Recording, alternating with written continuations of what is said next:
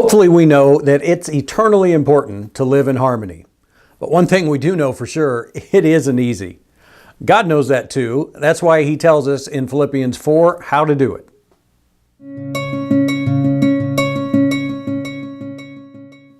Welcome to Looking Intently. I'm going through the book of Philippians right now with these 3 short videos I put out each week. If you want to make sure that you don't miss any new videos, click the logo in the lower right and then that bell icon. And to catch up on any videos in the series you might need to watch, you can click the tag in the upper right. We're looking at this idea of living in harmony. And last time we saw why it's so important, because it impacts drastically our witness for Christ. Well, today we're going to see, okay, how do we do it? Because it isn't easy. And even then, before we look at how we do it, let's look at truly what it means to live in harmony. In Philippians chapter 4, verse 2, he says, I urge Euodia and I urge Syntyche to live in harmony in the Lord. And you might notice I'm reading from the New American Standard Bible today instead of my usual English Standard Version. And the reason is the ESV translates this idea of live in harmony as agree. And one, it's just not the most accurate translation, but two, definitely the impression it gives that we have to agree on everything to get along. Well, if that's the case, it's going to be impossible. Not to mention, it's really no different, no better than the world. You know, if we can't get along without agreeing, there's really nothing that sets us apart from the world. But this idea of living in harmony, I'm not a singer, at least I don't sing well, I try my best, but people who do know how to sing often sing in harmony, where they don't sing the exact same thing, but it goes together, it works together for the same purpose.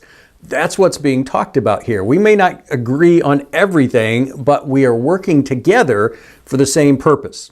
And what's that purpose? It's God's purpose, and the context tells us what that is. We saw it last time, based on the idea of the people whose names are in the book of life, and the Lord is near. He's about to return at any moment, and we'll face judgment. God's purpose is that people would restore their relationship with Him. It goes all the way back to why He created, to have a relationship with us, why Jesus came, to restore that relationship. That needs to be our overarching purpose. And so we can put aside little things that are different and work toward that. How do we do that exactly? This is where I think verse 5 comes into play, where Paul says, let your gentle spirit be known to all men. Again, this word is translated differently in just about every translation. Gentle spirit in the New American Standard, reasonableness in the ESV, gentleness in the NIV, forbearance in Young's literal translation. I went to Bible Hub and looked it up, and it gives this definition. It says the word gentle means in the sense of truly fair by relaxing overly strict standards in order to keep the spirit of the law. It doesn't mean compromising on essential doctrines, but notice, relaxing overly strict standards, something that I place an emphasis on that really isn't as important, to keep the spirit of the law. I think what it's saying is it's focus on what's truly important. And again, what's truly important? Well, the key is that living in harmony in the Lord, what God says is important. Restoring our relationship, helping others restore their relationship. That's the focus. That's what's truly important.